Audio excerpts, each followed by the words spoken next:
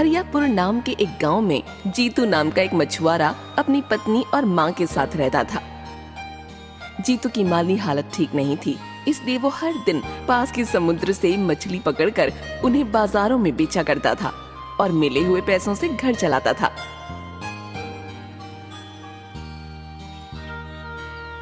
एक दिन की बात है, जब जीतू मछलियां पकड़ने के लिए समुद्र की ओर जा रहा था, तभी उसे गांव के एक बड़े सेठ का बेटा मिल जाता है, जिसका नाम शेरा था।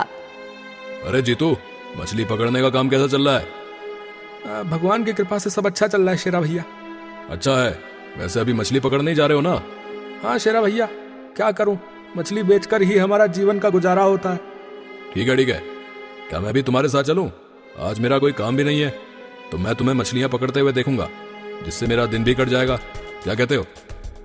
शेरा भैया, आप हमारे साथ? हाँ, मैं तुम्हारे साथ नहीं चल सकता क्या? नहीं नहीं शेरा भैया, ऐसी बात नहीं है, चलिए चलिए चलते हैं।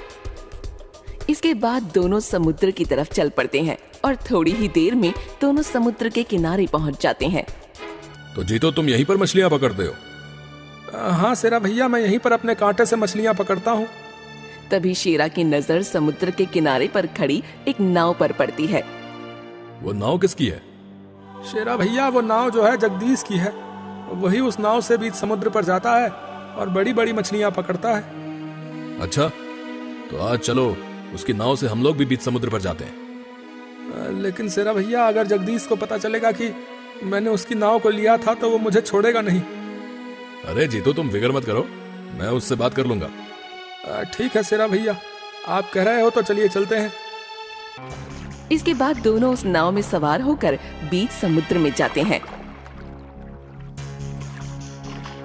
शेरा भैया, आगे जाना खतरनाक है, इसलिए यहीं पर मछलियां पकड़ता हूँ। ठीक है।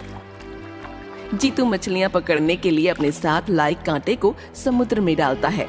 थोड़ी ही देर में उस कांटे में एक बड़ी सी मछली फंसती है। अरे जीतू, लाओ जरा, मैं मछलियां पकड़ता हूँ, लाओ लाओ। शेरा भैया, आप? अरे तुम चिंता मत करो, एक बार दो तो सही। ठीक है शेरा भैया। शेरा मछली पकड़ने के लिए कांटे को समुद्र में डालता है। देख लेना जीतू, बहुत बड़ी मछली फंसेगी इसमें। हाँ हाँ, क्यों नहीं। ऐसे ही बहुत देर हो जाती है कि तभी अरे जीतू, लगता है मछली फंस गई है। हाँ हाँ शेरा भैया। अरे लेकिन लग रहा है ये बहुत बड़ी मछली है भैया। तभी वो मछली शेरा को अपनी ओर खींचने लगती है। शेरा भैया, छोड़ दीजिए कांटे को। अरे नहीं जीतू, ऐसे कैसे छोड़ दूं? बहुत बड़ी मछली हाथ लगी है। लेकिन अरे तुम फिक्र मत करो। शेरा कांटे की डंडी को कस के पकड़े हुए था कि तभी अचानक वो बड़ी मछली शेरा को अपनी तरफ खींचने लगती है, जिससे शेरा समुद्र में गिर जाता है। ये सब देख जीतू हड़बड़ा जाता है और शेरा को बचाने के लिए वो भी समुद्र में कूद जाता है और शेरा के पैर को पकड़ लेता है। शेरा भैया, जाने दीजिए उसे। नहीं जीतू। वो मछली दोनों को अपनी ओर खींचते हुए अपने साथ ले जा रही थी, फिर भी शेरा कांटे को नहीं छोड़ रहा था। मछली दोनों को एक साथ खींचते हुए ले जा रही थी। तभी जीतू की नजर उस मछली पर जाती है। अरे जीतू, ये मैं क्या देख रहा हूँ? ये मछली तो सोने की मछली है। क्या? सोने की मछली? हाँ, अब मैं ये मछली अपने साथ लिए बिना नहीं जाऊंगा। हाँ। अरे शेरा भैया, कांटे को छोड़ दीजिए, हो सकता है ये सब इस मछली की चाल हो। दोनों बात कर ही रहे थे कि अचानक पीले रंग की एक तेज रोशनी उन दोनों की आंखों पर पड़ती है, जिससे दोनों की आंखें चौंधिया जाती हैं और दोनों बेहोश हो जाते हैं। थोड़ी देर बाद जीतू की आंखें खुली तो वो खुद को एक जमीन पर पाता है। वो जल्दी से उठा और देखा कि सामने शेरा भी बेहोश पड़ा था। तभी जीतू की नजर आसपास की चीजों पर पड़ी। जीतू अपने सामने का नजारा देखकर हैरान हो गया, क्योंकि उसे अपने चारों तरफ सब कुछ पीले रंग का दिखाई दे रहा था। अरे अरे, हमारी आंखों को क्या हुआ? सब कुछ पीला पीला क्यों दिखाई दे रहा है? जीतू जल्दी से शेरा को उठाता है। जीतू उठते ही सबसे पहले उस मछली को खोजता है। शेरा भैया, उस मछली को हम लोग बाद में खोज लेंगे, पहले हमें अपनी आंखों को देखना चाहिए। अब पता नहीं क्यों उस रोशनी के हमारी आंख में पड़ते ही हमें सब कुछ पीला दिखाई दे रहा है। क्या आपको भी सब कुछ पीला दिखाई पड़ रहा है? शेरा भी अपने चारों तरफ देखता है तो उसे भी सब कुछ पीला दिखाई पड़ता है। तभी उसकी नजर जीतू पर जाती है। क्या हुआ शेरा भैया, आप मुझे ऐसे क्यों देख रहे हैं? जीतू, हमारी आंखों को कुछ नहीं हुआ है। तुम मुझे देखो, क्या मैं भी तुम्हें पीला दिखाई दे रहा हूँ? नहीं, आप तो मुझे पीला नहीं दिखाई दे रहे। इसका मतलब हम दोनों को छोड़कर यहाँ सब कुछ पीला है। तभी शेरा अपने आसपास की जमीन से थोड़ी मिट्टी को उठाता है और देखता है कि सब कुछ पीला क्यों है। फिर शेरा को समझते देर न लगी कि वो दोनों जिस जगह पर खड़े हैं वहाँ सब कुछ सोने का है। जीतू, ये पूरी जगह सोने की बनी हुई है रे। हैं? क्या? यहाँ से चलिए शेरा भैया, ये सब जरूर कोई चाल होगी। जीतू देख, यहाँ के पेड़ पौधे सब कुछ सोने के हैं। हम लोग यहाँ से सोना लेकर ही जाएंगे। सोचो, इतने सोने से हम 7 पीढ़ी तक खाएंगे, फिर भी ये सोना खत्म नहीं होगा। वो तो ठीक है शेरा भैया, लेकिन मुझे डर लग रहा है। अरे डरो मत, आगे चलते हैं। चलो, क्या पता आगे कुछ और भी ऐसी चीजें हों जो हमने पहले कभी ना देखी हों। लेकिन शेरा भैया, ये कोई रहस्यमयी जगह लगती है, क्या आगे बढ़ना सही होगा? अरे जीतू डरो मत, मैं हूं ना। दोनों आगे बढ़ते हैं। थोड़ी ही दूर चलने पर दोनों को एक महल दिखाई देता है। शेरा भैया, वो महल को देखकर ऐसा लग रहा है कि जैसे वहाँ इस जगह का राजा रहता हो। उधर जाना मुझे सही नहीं लग रहा है। पता नहीं वहाँ के लोग कैसे हैं।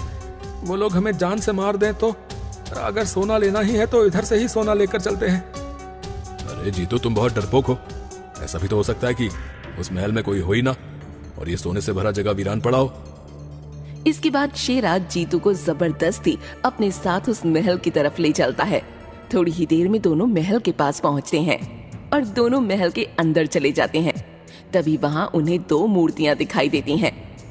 इन मूर्तियों को देखो, ऐसा लग रहा है जैसे इनके अंदर जान हो। शेरा भैया, इन्हें छुइए मत, कहीं ऐसा तो नहीं कि इसमें कोई श्राप हो। अरे वाकई में तुम बहुत ही डरपोक हो यार। शेरा भैया। जीतू के मना करने के बाद भी शेरा उन दोनों मूर्तियों को छू देता है और उसके मूर्तियों को छूने के बाद ही वो मूर्तियां 2 सुंदर स्त्रियों में बदल जाती हैं। हाँ? कौन हो तुम दोनों? तुम दोनों की मौत। क्या? क्या? तभी उन दोनों स्त्रियों के सैनिक आ जाते हैं जो कद में बहुत छोटे थे।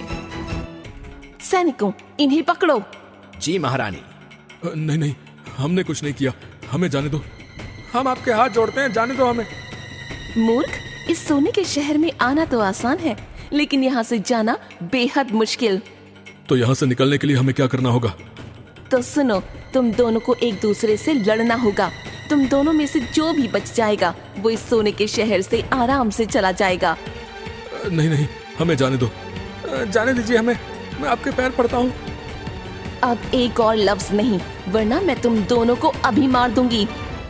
नहीं, ऐसा मत करो, इन दोनों को एक मौका तो दो।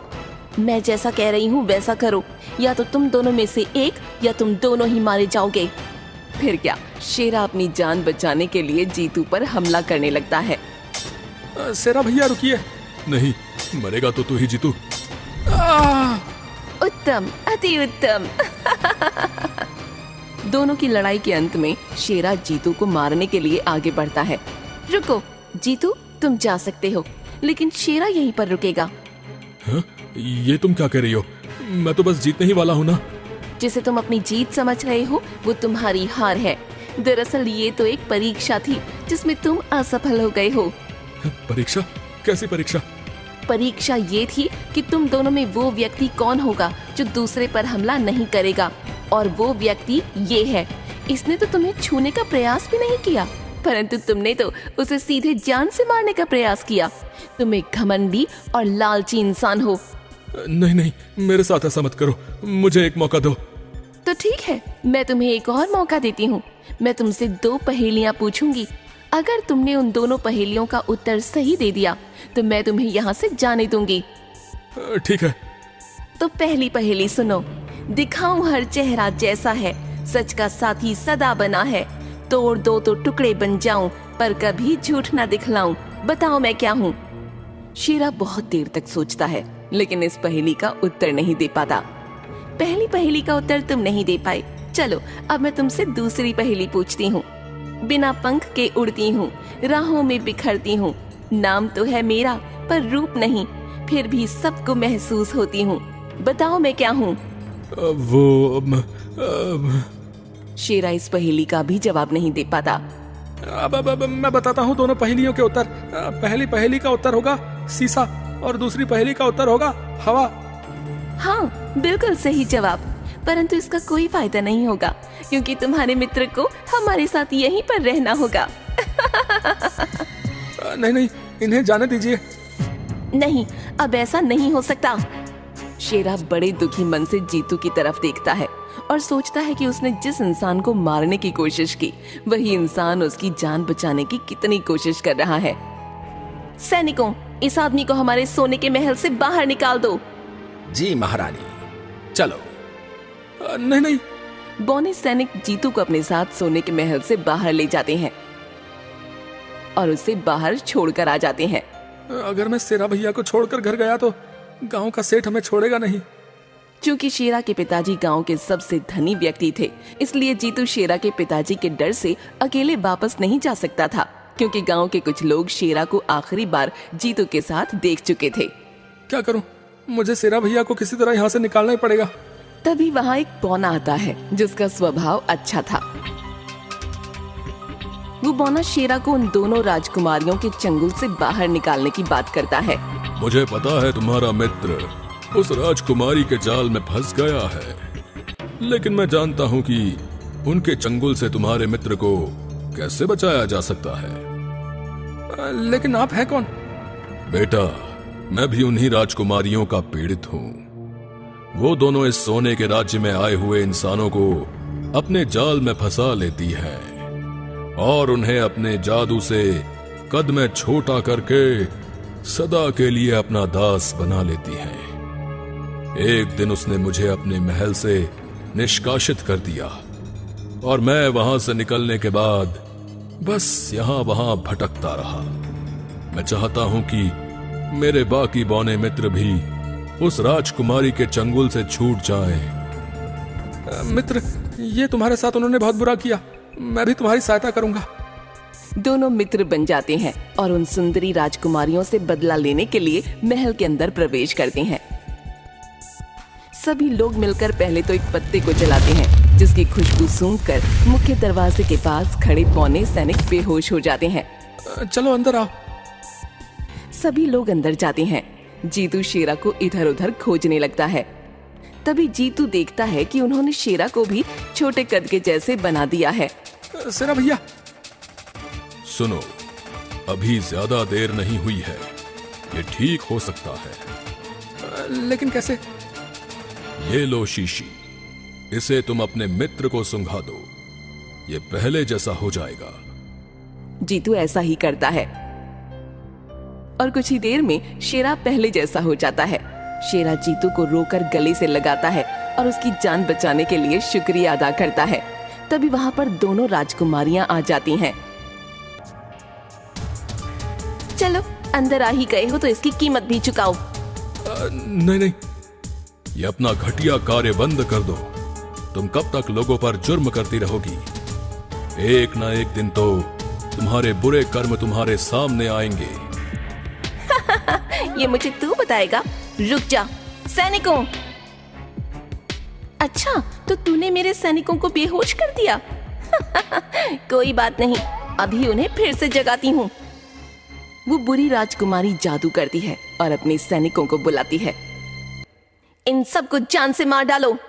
दीदी, ये सही नहीं है। तुम चुप रहो, तुम मुझे मत सिखाओ। दीदी, 1 साल पहले हमारे माता पिता मूर्तियों में बदल गए। हो सकता है कि ये हमारे बुरे कर्मों का फल हो। दीदी, ऐसा मत करिए, अच्छाई का रास्ता अपनाइए।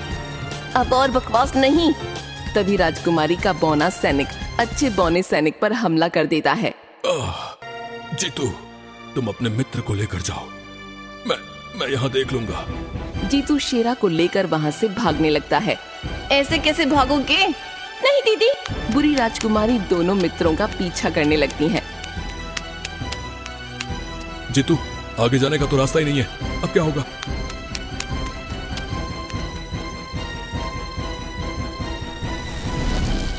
ये लो। नहीं। तभी सही समय पर अच्छी राजकुमारी आ जाती है और उन तीरों को रोक लेती है। माफ करना दीदी, ये अच्छी राजकुमारी अपनी आंखों में आंसू लिए हुए अपनी बहन को एक जादुई पत्थर छुआ देती है, जिससे वो मूर्ति में बदल जाती है। बहुत बहुत धन्यवाद राजकुमारी, अगर आप ना होती तो।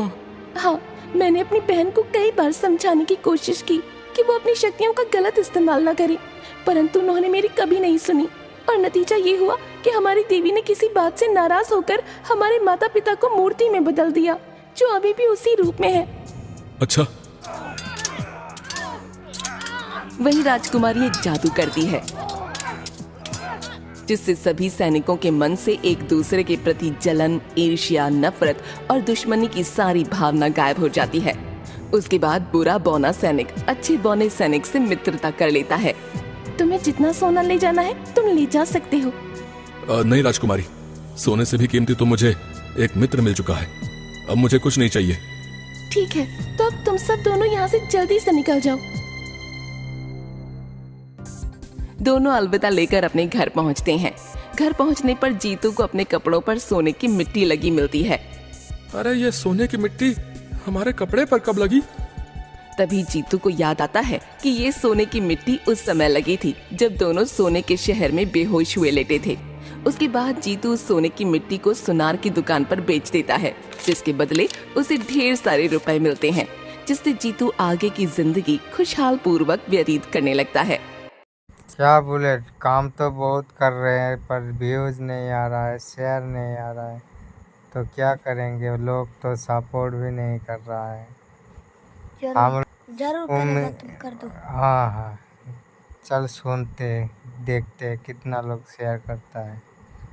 ठीक है।